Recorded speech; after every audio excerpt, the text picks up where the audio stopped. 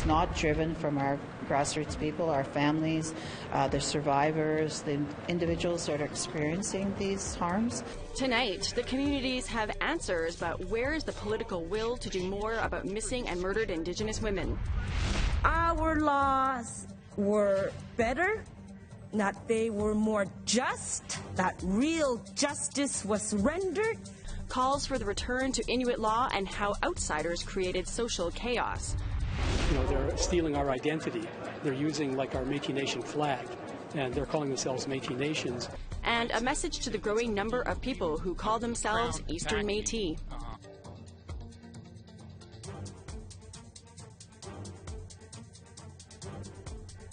Good evening. Welcome to APTN National News. I'm Melissa Ridgen. Hearings began today as the national inquiry into missing and murdered Indigenous women and girls stops in Calgary for a week. Reporter Tamara Pimentel is there. This week, the inquiry is hearing the closing submissions of the parties withstanding, and it began with the Union of the British Columbia Indian Chiefs. A porcupine song and banner that read, "Dreamt You Came Home Last Night," brought Representative Judy Wilson into the inquiry. In her statement, Wilson emphasizes the core issue in BC is Indigenous people being dispossessed from their land and displaced from their true identity, adding there is a lack of indigenization when it comes to support services for Indigenous women. A big part of it is a lot of the times they develop programs in Ottawa or Victoria. Somebody says, oh, here's a program. And it hits our communities, and it's meaningless because it's not driven from our grassroots people, our families, the survivors, the individuals that are experiencing these harms, and the gaps. It needs to be driven from our own people, and it needs to be within our families, our communities, and our nations. That's where the resources need to go. The National Inquiry will hear from 20 representatives until Friday, November 30th, and the final submissions will be in Ottawa, December 10 to 14. I'll have more on the inquiry for you tomorrow. Tamara Pimentel, APTN National News, Calgary. It's been more than 10 years since the Indian Residential School Settlement Agreement was implemented. The National Centre for Truth and Reconciliation is now meeting with survivors across Canada to hear about their experience since then. Willow Fiddler reports now from Sioux Lookout, Ontario. Residential school survivors in northwestern Ontario say the Law Society of Ontario failed them miserably when they dismissed allegations against Ontario-based lawyer Doug Keshen for mishandling settlement claims. No one has ever reasonably or adequately explained to the survivors, here's what really happened. Now they are calling on the federal government to probe the Law Society. It is therefore essential that the Government of Canada, through Justice Canada, probe the Law Society of Ontario in why it failed survivors in the collapse of the Keshen file. Garnet Anjikanab was one of about 30 residential school survivors at the meeting with the National Centre for Truth and Reconciliation in Sioux Lookout on Monday. Rosemary Lax-Suo-Munias is also a survivor. She says her experience with Keshen left her re-victimized. A Law Society of Ontario tribunal in 2017 heard that Keshen withdrew legal fees from settlement funds and didn't interview some clients. The Law Society dismissed the allegations against Keshen, but instead agreed to audit him. Lax-Suo-Munias testified at the 2017 tribunal in Kenora. I was emotional, and I was crying because I had to repeat my abuse and all that, what I went through, and talk about my, we call that, with the lawyer, how he mistreated us. The federal government settled close to 40,000 school settlements almost a decade ago, paying out billions of dollars in compensation and legal fees. Survivors trusted lawyers like Keshen to handle their settlement claims. The settlements are still contentious for many survivors. The agreement was designed, it was negotiated by lawyers. And, the survivors were represented, yes, But at the end of the day, what happens is it's the people at the community level that really feel the brunt of when something goes wrong. And they don't sleep well at night. Anjikaneb said he wants to see an independent review of the residential school agreement. After all, the Indian Residential School Settlement Agreement is a legalistic agreement. Something went wrong within that legalistic agreement, and the survivors are paying a hefty price for it now, you know, when they talk about re-victimization. The Centre for Truth and Reconciliation will be hearing from survivors in Montreal and Eskasoni next, and they plan to release their report in March of 2019. Willow Fiddler, APTN National News, Sulakaut. We want to hear what you think. Here's how you can continue the conversation. You can send your emails to news@aptn.ca. You can find us online at aptnnews.ca and on youtube.com/aptnnews. You can also follow APTN News on Facebook, Twitter, and Instagram for more Indigenous news. The Quebec Inquiry spent the final day of its 2-week tour of Nunavik listening to testimony from witnesses with ideas on how to fix social ills plaguing Inuit people in northern Quebec, especially in the context of the justice system. Tom Fenario has this story. Ignoring the problems is killing our people. People are in despair. People are suffering. Lucy Gray has worked for years with Inuit caught up in the justice system. Ignorance cannot be used as an excuse anymore. Reports after reports after reports are ignored. And when, with this commission, if things don't improve, we're in a bad situation. I don't think it's going to get any better. Gray says Nunavuk's justice system is an unjust one imported by a foreign power, where detainees spend years waiting for their charges to be resolved, after they are forced to repeatedly travel thousands of kilometers back and forth from the Abitibi region of Quebec from home. Gray says the solution is obvious: bring back Inuit Law. Our laws were better, that they were more just, that real justice was rendered. Because the main goal is for harmony, for social harmony. And when this foreign system came in, it just destroyed the social fabric. The word law in Inuktitut translates as how you should conduct yourself. Gray became emotional when describing how funding for research into Inuit law was slashed by Quebec. It's really, really unfortunate because there were amazing, knowledgeable elders who were Justice Committee members who could have helped, but no resources, no money. The 50th call to action in the Truth and Reconciliation Report demands the funding of Indigenous legal institutions for the development, use, and understanding of Indigenous laws. But rather than wait for Quebec or Canada to step in, Inuit leadership in Quebec has another idea. The James Bay Northern Quebec Agreement, it's going to be reviewed, and then we're going to begin to start identifying areas that require some certain consideration, whether it should be modified, amended, or eliminate them altogether. Signed in 1975, the 43-year-old James Bay Agreement is called the first modern land claims agreement. Watt hopes the agreement can still be used to rebuild Inuit sovereignty to address the faltering justice system. We'd like to be able to have a control of our own society, and the control of our society is being slowly, gradually being taken away by way of micromanagement from the south. Lucy Gray says Quebec needs to provide the tools to fix a problem of their creation, and that action is required immediately. Apathy is killing our people. Apathy is killing our culture. Apathy is the cause of this social chaos. In December, the Quebec Inquiry has 2 more weeks of hearings remaining. They will deliver their final report in September 2019. Tom Fenario, APTN National News, Kuujjuaq, Quebec. It's time for a short break, but when we come back, a Winnipeg City Councilor who claimed to be Indigenous in her election campaign seeks to clarify what that means. But first, here's tomorrow's weather forecast.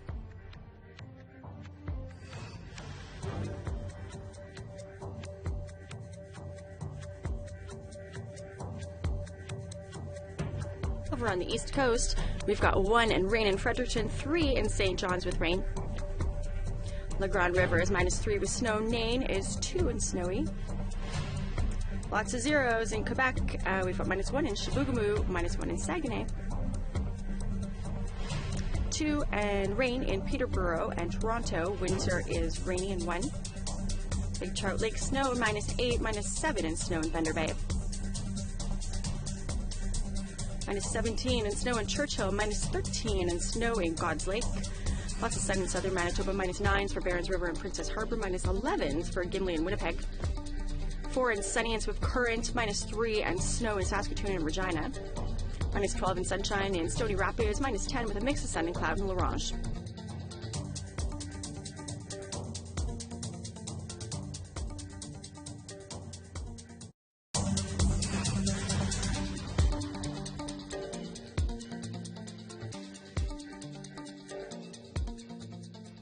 Welcome back. The Metis National Council is in Winnipeg this week for its annual General Assembly. One of the topics up for discussion is the growing number of so-called Eastern Metis coming out of Atlantic Canada. Here's Brittany Hobson with more. Or emergence of people in the East Coast, particularly in Nova Scotia, claiming to be Metis. On the first day leading up to the Metis National Council's annual General Assembly, the topic of identity theft was put in the spotlight. Over the past year, the MNC has taken note of the rising number of people claiming to be Eastern Métis. The issues that are confronting us by others who are now appropriating our symbols, they're stealing our identity. They're using like our Métis Nation flag, and they're calling themselves Métis Nations. Council President Clement Chartier was part of a panel discussing this growing phenomenon. He says identity comes down to kinship and culture, and the Eastern Métis groups are equating mixed ancestry to being Métis. We're a distinct people. We're not a people of mixed ancestry. And in fact, if the term Métis was to be used to describe people of mixed ancestry, well, everybody would be Métis. Almost all Indigenous peoples, particularly in southern Canada, would be Métis. Frank Tuff is a professor of Native Studies at the University of Alberta. He spent his career studying Métis history. Part of that includes mapping the Métis Nation homelands. He says the Métis emerge as a distinct group because of location and their part in the fur trade. If you had somewhere in the world 2 people of different races who had a large family of 5 children, those 5 children really couldn't say they were a nation. During this week's meetings, the Métis National Council will be determining how to address this. Part of that started with last month's Memorandum of Understanding signing with the Mi'kmaq Nation. We've agreed that we'll continue to work together to address these issues, and we're prepared to enter into further MOUs with any other Indigenous nation that wishes to engage in that with us. Chartier says it's important to continue educating Canadians. Our responsibility is to say who we are, where our homeland is, and fight for our existence as a distinct people. Brittany Hobson, APTN National News, Winnipeg. A newly elected Winnipeg City Councilor faced questions about her Indigenous identity last week after she claimed to be Wendat Métis, Huron-Wendat, and then Miami. So that's an important question in terms of... Was elected last month as a city councillor in the city that has Canada's largest Indigenous population. She previously worked for the Truth and Reconciliation Commission and the National Inquiry into Missing and Murdered Indigenous Women and Girls. Rollins says she's a proud Huron-Wendat woman. In an undated article in the Jewish Post, she said she's Wendat Métis. In an email to APTN this month, she said she grew up thinking she was Huron-Wendat, but it is in fact Miami, based on an ancestor nearly 400 years ago. Last week, she told reporters the confusion is because her identity is layered. I think I have Huron-Wendat ancestors. I think that I have Miami ancestors.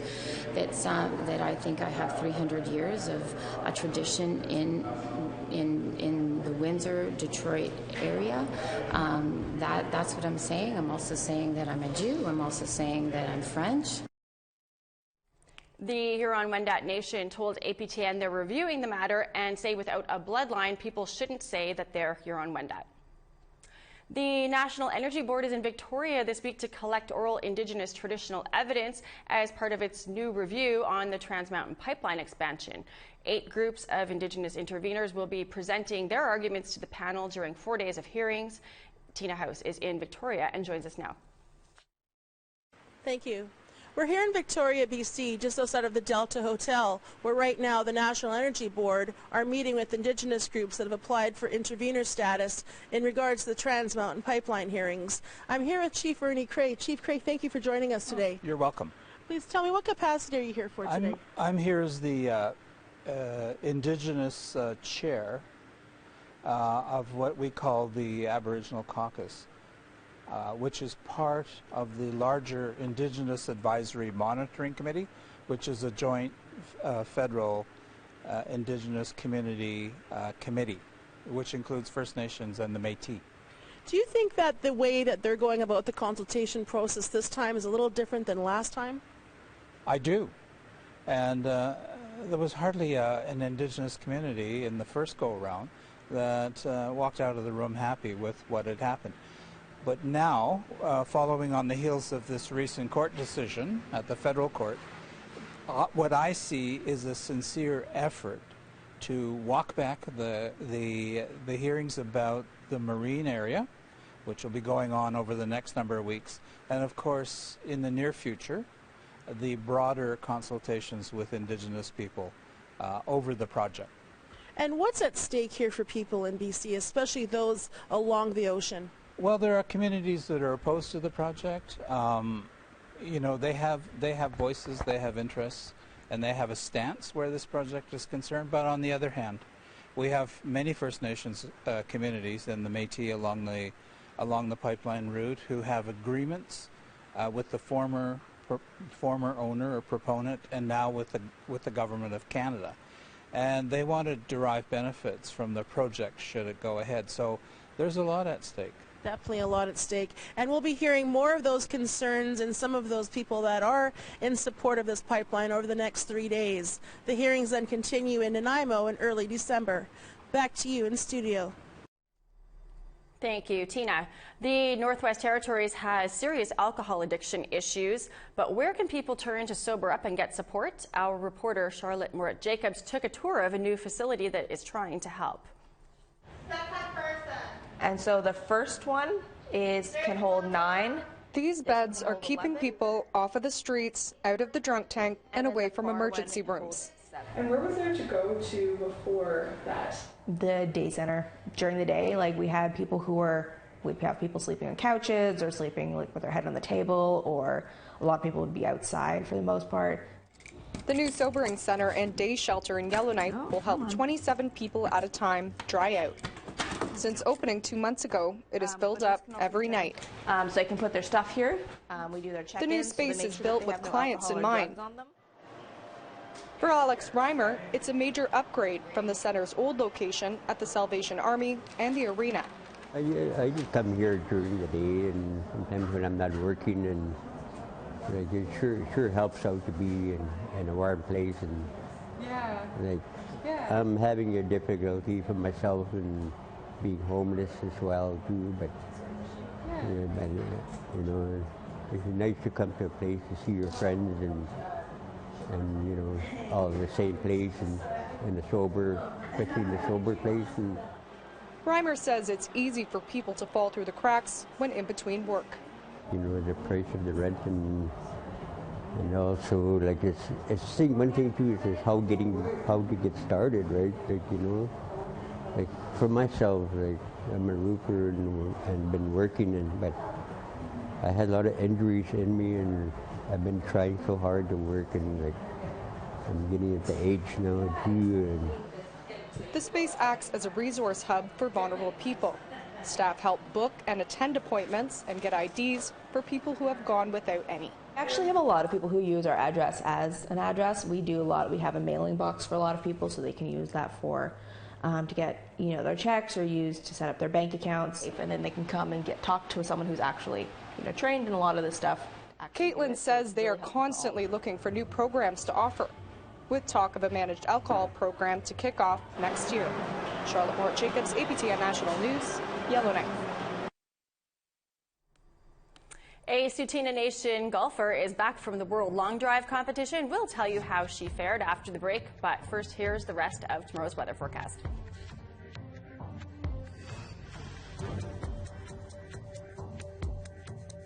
To northern Alberta, we have -4 in Peace River and snow. 6 and sunny in Calgary. 11s for Medicine Hat and Lethbridge with sunshine. 11s for Tofino and Vancouver, but rainy. And 7 in Bellacuda and Quesnel. -3 in snow in Dease Lake. 5 in Smithers and rain. -20 in Old Crow and clear skies. -2 and clear in Whitehorse. -12 and clear in Wrigley. -10 and snow in Fort Simpson and Trout Lake. -15 and snow in Tuck, clear skies. -19 in Inuvik and Fort McPherson. Cambridge Bay, mix of sun and cloud, -15, clear sky in Baker Lake at -28, Repulse Bay -22. Resolute's -20 and snowy, same with Arctic Bay, and Iqaluit is clear skies and -8.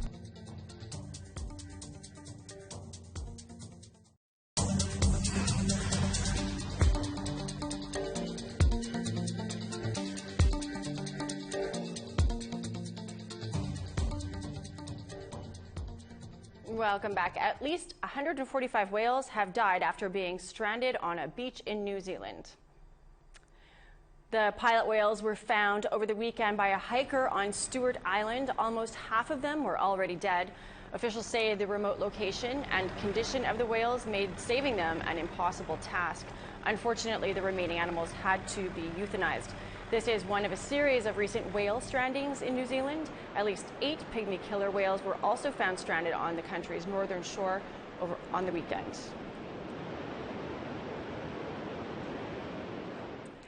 A woman from the Tsuut'ina Nation in Alberta was representing Team Canada at the World Long Drive competition in Mexico, and she came in second place.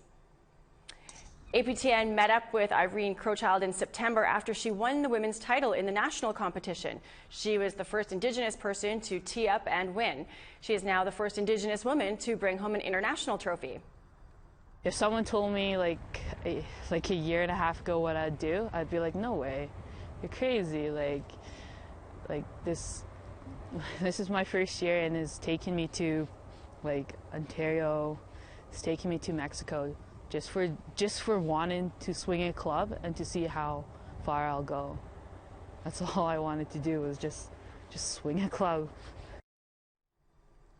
Well, that is all the news I have for you this evening. You can always find more on our website at aptnnews.ca. We leave you with this. We all know that fights can break out at a hockey game, but a round dance? This is from the Dan Kay Arena on the Eskasoni First Nation in Nova Scotia. I'm Melissa Ridgen. Have a great night.